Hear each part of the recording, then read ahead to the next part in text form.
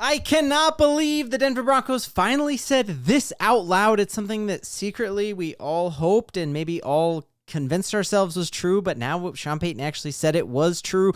A phenomenal interview Sean Payton gave to Trey Wingow of ESPN on his podcast. I'm linking it in the description. You have to, after I go through my 5 biggest takeaways from this interview, you have to go and watch this because it is just crystal clear. Sean Payton is a national treasure. I'm all up in my feels today because today was my daughter's final soccer game that I got to coach her in. I've coached her every single year since she started in kindergarten, and today was her final game, and it just hit me how hard coaching is and truly how lucky we are to have Sean Payton. He is the best to do it, and this interview with Trey Wingow shows all of these angles of just how phenomenal Sean Payton truly is. And so we're going to dive into my 5 top moments of that interview.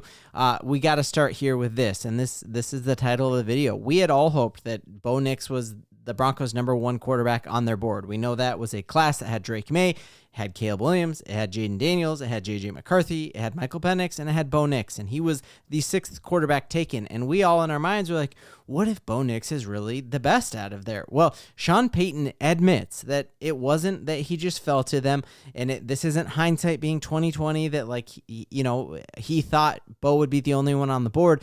He is saying that how they graded it, Bo Nix ended up being their number 1 quarterback on the board. This is the first time he's ever actually said those words. We kind of kept that group stack without really, defining who was 1A, B, or C or any of that until the very end of the process. And it was interesting to match scores with the final grade, maybe the couple days, week prior. George and I think, kind of had our view and then the coaches. And it was interesting when you saw, and these are coaches that have worked with me for a long time, Joe Lombardi, Pete Carmichael, those guys, we've been together, forever. And it came back Bo Nix. This was not Bo Nix. Fell to them, and he was the best available, and so they just reluctantly took it. Bo Nix is going to be the best quarterback out of that entire class, and Sean Payton, really, I think that is calling a shot. Like, put Caleb Williams on the cover of Madden, put Drake Maye in the Super Bowl. I think we're going to look back on this quarterback class in 10 years and just be like, how on earth did the Broncos end up getting the best quarterback out of here? And Sean is calling a shot there. So phenomenal there, just seeing, and he also has the receipts to prove it, because he had talked earlier in this interview about how he had found Patrick Mahomes before anyone else had. And like, Sean Payton, guys, is truly the absolute GOAT. Next top moment from this interview here is when you just see, like, not only is he a phenomenal evaluator of talent, he's also absolutely incredible at the details. He is a maniac, an absolute maniac, and that's what you actually want in your head coach, is you want a detail maniac. And we know famously 2 seasons ago, the Kansas City Chiefs were 17-0 in 1-score games. They didn't lose in 1-score games. Then this season comes, and they do not win a 1-score game. Their luck completely flipped. And so Trey Wingow asked Sean, like, hey, what are you guys going to do to address this issue?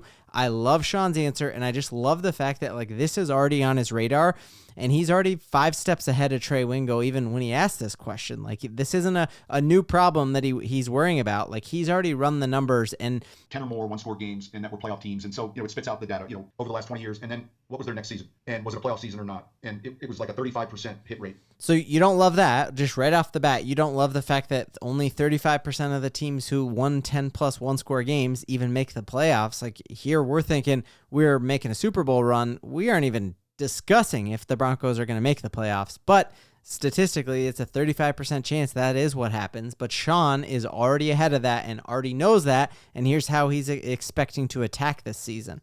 I don't think you're looking at, all right, how do we still win the 1-score games? How do we get in games where it's not a 1-score? Like, where's the low-hanging fruit? If you're really being critical of areas we need to improve, and whether it's the 2-minute, whether it's, the takeaway margin. So Sean's like, hey, you know what? One of the solutions to not drop 1-score games is don't be in 1-score games. Like, let's have a running game that performs all season long, and we're going to do that by having a healthy J.K. Dobbins and getting Jonah Coleman in this draft, and RJ being a second-year player. We're going to do that by getting Jalen Waddle. We're going to do that by even, like, Talanoa Hufanga. If you come down with half of the interceptions that bounce right off of your hands, if Nick Bonito hits the ball out of a quarterback's hand on 1 out of every 5 times he sacks the quarterback. The Broncos aren't in any of these one-score games. And so I love that Sean Payton identifies that, yes, this could be a problem, and we're not going to worry about how we improve on the margins in one-score games. We're going to be so good, we're not going to be in one-score games. So you got to love the confidence coming from Sean when he talks about that.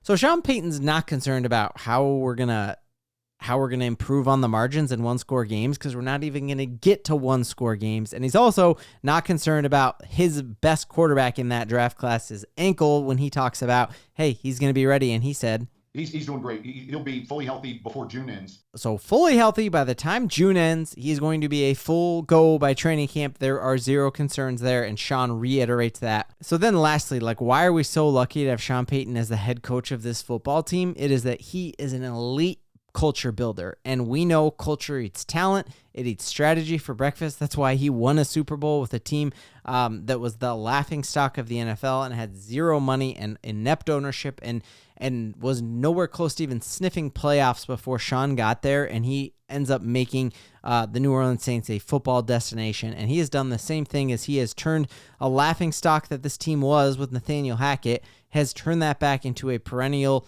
playoff team, a team that is gunning for the Super Bowl. And you improve that team by getting phenomenal players like Sean Payton has already proved that he did with the New Orleans Saints, getting phenomenal players like he has done here with the Denver Broncos. But then the culture that this team has is everything. It is absolutely phenomenal at identifying talent, at developing talent, just the X's and O's of hey, I'm going to get the best players out here. But if you are not getting the best out of your best players, nothing matters. And we've seen him time and time again do things to pour into players. I just think of even the fact that we just gave Patrick Surtain a free $5 million. Do you know how much goodwill that is going to just engender in this entire Broncos locker room, that you feel hey, this team has my back? And Trey Wingow identifies just a really cool event that happened with one of the lowest points in Sean Payton's entire coaching career, was this Minneapolis Miracle, right? Where the New Orleans Saints should have been going to the Super Bowl or on to the playoffs, and they were a Super Bowl favorite here. And just with time ticking away here, this cornerback could have made this tackle, and instead waltzes it. The Minnesota receiver waltzes in for a go-ahead touchdown, and the Saints lost in just one of the most heartbreaking ways you could ever imagine. And if you are a coach, you are sick to your stomach. You are furious. I would have lost my ever-loving mind on the cornerback who doesn't just do his job and make that play. And Trey Wingow points out just the what makes Sean Payton so different in how he handled that entire situation. And think about what that does for that New Orleans Saints locker room, that Sean Payton has your back. We have your back. It didn't work out the way we wanted, probably not the way it should have gone, but we're not going to vilify you for it. And I thought that was one of the coolest things I've ever seen a coach do. There were so many plays. It's Marcus Williams, right? Was it Marcus Williams? Marcus Williams, he was a rookie and a fabulous player. Started his rookie season. But first off, we were behind, came back, took the lead. And even the late field goal with 28 seconds left, there's a 3rd and 1. So this portrayal of Sean Payton as being this hard-nosed guy that players don't like to play for, it just could not be further from the truth. And you're seeing someone who knows football like Trey Wingow point that out, that Sean Payton loves these guys, and you see that come through. There is no beef with Sean and Bo. You feel that come through this interview as well. And so you cannot watch that almost hour-long interview with Sean and Trey Wingow and feel anything other than a crazy amount of gratitude that the Denver Broncos have the best coach in the entire NFL. He has taken this team to the Super Bowl, and we got a ton to believe in. And the ball don't lie.